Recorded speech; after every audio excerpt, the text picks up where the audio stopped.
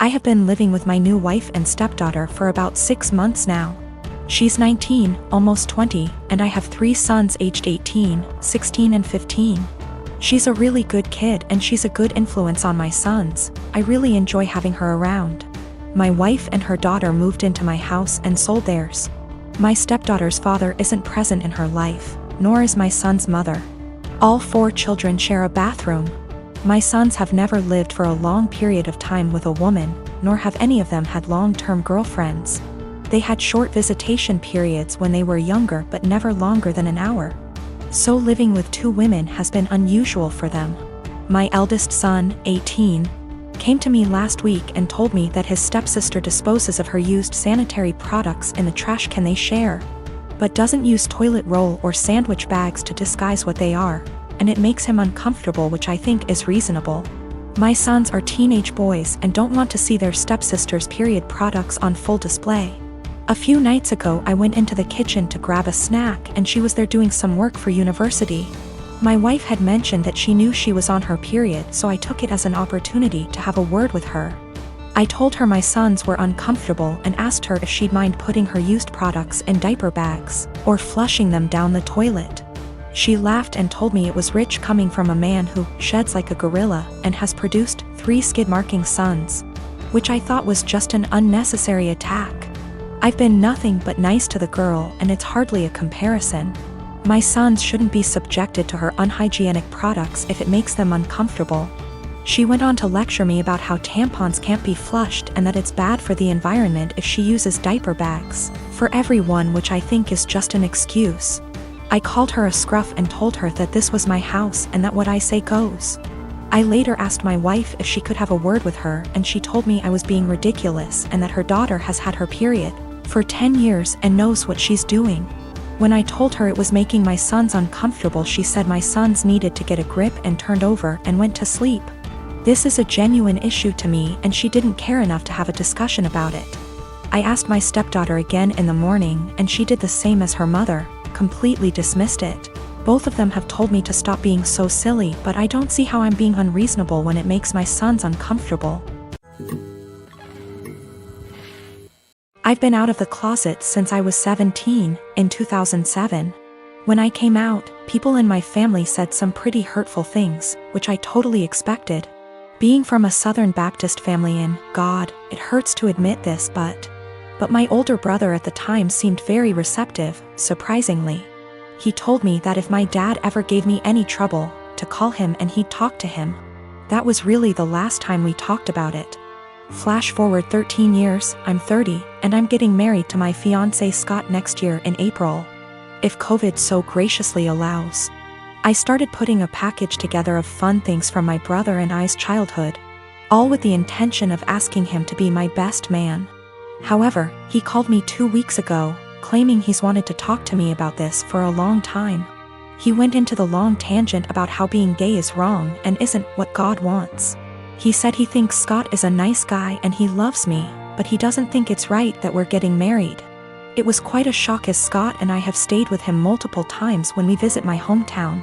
To top it off, and what hurts perhaps the most, he said my 3-year-old niece, whom we adore, won't be coming to the wedding because he didn't want to have to explain to her what was going on here. Notice he only said that she wasn't coming to the wedding. I think he fully expected to still be invited after this. His wife, whom he started dating when I was 12, feels the same apparently. My whole dad's side of the family feels the same way they do, but I've already written them off mostly in my mind. My mother is beyond pissed and upset at them. I think what upsets me the most is a sense of betrayal. They were my safe spot in the family. I felt like because they're close to my age and younger and went to college, they would understand and it wouldn't be a big deal to them. I almost feel a bit embarrassed because Scott comes from a wonderful Italian Catholic family and they've never been anything less than loving and supportive. I told them that, on what is supposed to be one of the happiest days of my life. If they or anyone else is sitting in the audience and in the back of their mind thinking that what we're doing is wrong or not right, they should just stay home.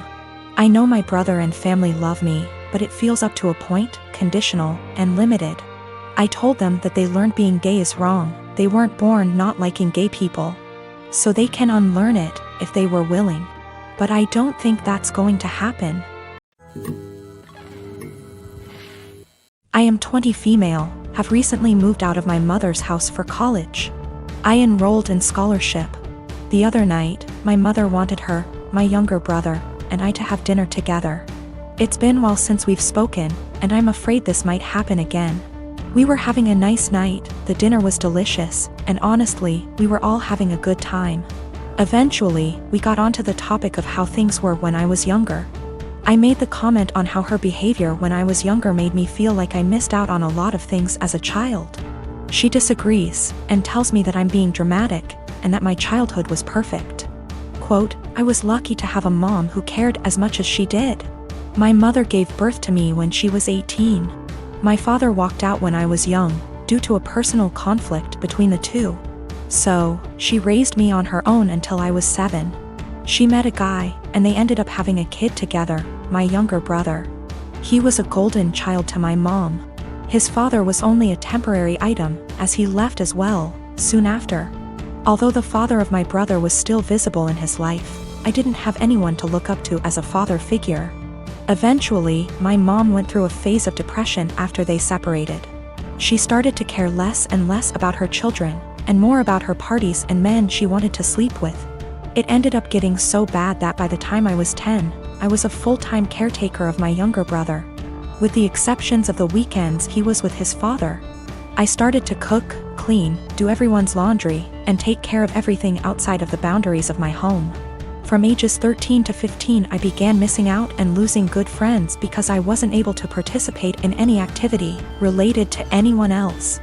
I didn't get a car or a phone until I was 18, and even then I wasn't allowed to leave my house.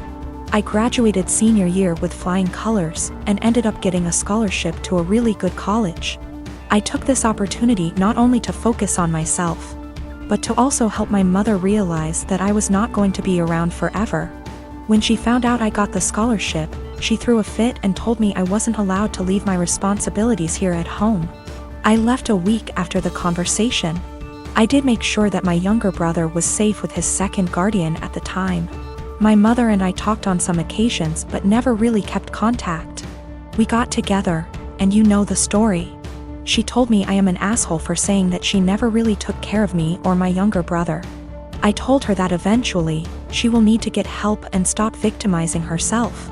But I'm starting to feel guilty, and that maybe I was dramatic after all. I've officially decided that I no longer need my mother in my life at this point in time. I'm now going to only focus on myself, and working towards a successful career in law. Of course, my mom won't take it well, but it won't really matter to her in the long run. Her children never really mattered to her. I'm going to stay in contact with my younger brother, though. I'm going to make sure that he doesn't possibly go through the same amount of trauma I did. My partner and I want to be married, but we don't care much for the idea of having a wedding. We wanted to elope, but my mom has been telling me since I was 16, and had never even had a boyfriend, that she wanted to see me get married and she would basically never forgive me if I eloped. I do like the idea of my family being there to celebrate with us. But I hate the idea of spending money we don't have on this huge party just so that our relationship can change in nothing but name and legal benefits. And for various reasons, it doesn't make sense for us to wait until we can afford a wedding to get married. We wanted to keep it small, preferably under $3,000, which is honestly more than I'd like to spend. But we have to be realistic. We had planned on having it in my in-laws' backyard, but even that was more money and effort than I was willing to put forth. I was stressed and feeling like I was out of options, so one day, I vented to my mom. She seemed really excited about the idea of helping me plan a wedding. It was kind of a red flag when she said, "My mom didn't help me plan my wedding. Let me live vicariously through you." But still, I agreed. She seemed really excited to help me find a venue. I was not excited, because I have not been excited about one single step in the wedding process, and I just want it to be over. About a week later, I found out that this really great park in our city, that my partner loves, does weddings for an extremely small fee. I emailed the event coordinator and found out that the date we want is available. I told my mom, and her reaction was, "So I guess you don't need my help finding a place, then?" And every time I talk about it, she says the same thing. She has always talked about how shitty it is to guilt trip someone, but I feel like that's exactly what she's trying to do. I honestly can't tell whether or not I've done something wrong. Like, I'm not sure if I implied that I would only get married in a place she helped me find. I don't feel like trying to take action on my own wedding is that great of an offense, but I can tell she's upset. I want to make her feel better, but at the same time, I don't want to change our plans again just so that she can feel involved.